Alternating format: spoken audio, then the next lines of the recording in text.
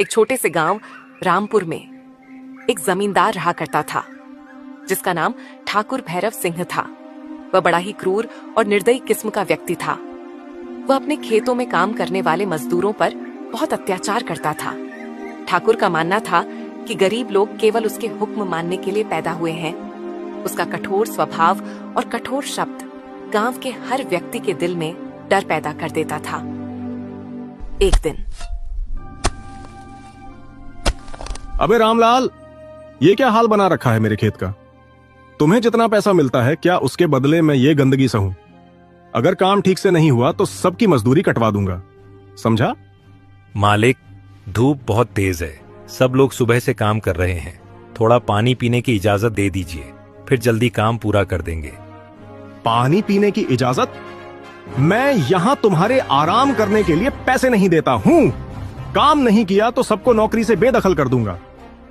और सुन रामलाल, अगर तुझे यहां रहना है तो मेरी शर्तों पर रहना होगा, समझा? मालिक, हम आपकी शर्तें कब से मानते आ रहे हैं, लेकिन हमारी जान से ज्यादा कीमत तो इस खेत की भी नहीं हो सकती। अगर पानी नहीं मिलेगा तो ये खेत भी अधूरा ही रह जाएगा। तेरी इतनी हिम्मत? रामलाल, मैं जो कहता हूं यहां वही होगा। तू यहां बहस करने आया है या काम? कुछ देर बाद अर्जुन जंगल के बीचों बीच पूरी मेहनत से लकड़ियां काटने में जुटा था।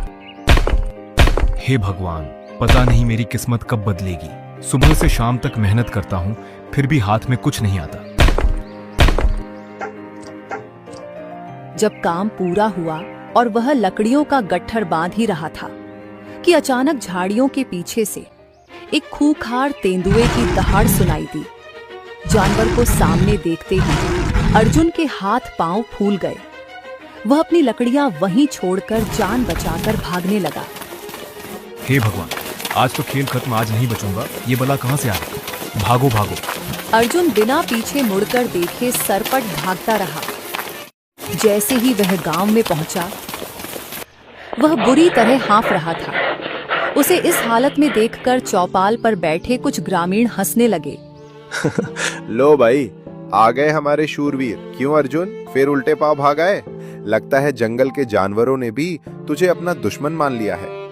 क्यों अपनी जान जोखिम में डालते हो भाई? अर्जुन के पास उनकी बातों का कोई जवाब नहीं था। वह बस नीची नजरें किए आगे बढ़ गया और चुपचाप अपनी झोपड़ी में चला गया। वह चारपाई पर बैठा ही था कि तभी साहूकार लाला हरिदास अंदर आ पहुंचा और अर्जुन को क्रोधित नजरों से देखता हुआ बोला, हे अर्जुन, कितनी बार तुमको याद दिलाऊं कि मेरे दिए गए कर्ज का समय अब समाप्त हो चुका है। अब जल्दी से मेरा कर्ज चुका दे। साहूकार जी, मैं जल्दी आपका कर्ज चुका दूंगा। वो क्या है कि आज मैंने जंगल में बहुत अच्छी लकड़ियां काटी थी, मगर। अरे क्या मगर मगर मगर? तू हमेशा कोई ना कोई बहाना बना लेता है, फिर बोलता है ये था, वो था, ऐसा था, वैसा था। हाँ, मेरी तकदीर ही खराब है साहूकार जी। मुझे तेरी तकदीर से मतलब नहीं। सीधी बात सुन, अगर कुछ दिन में कर्ज नहीं दिया तो तेरी झोपड़ी पर कब्जा कर लूंगा। समझ में आया? इतना बोलकर लाला हरिदास तमतमाता हुआ बाहर चला गया और अर्जुन सिर पकड़कर सोचने लगा। हे भगवान, अब क्या करूं? अगर झोपड़ी भी चली गई तो मैं कहाँ जाऊंगा? माँ बाप की यही आखिरी निशानी है, इसे भी खो दूंगा क्या?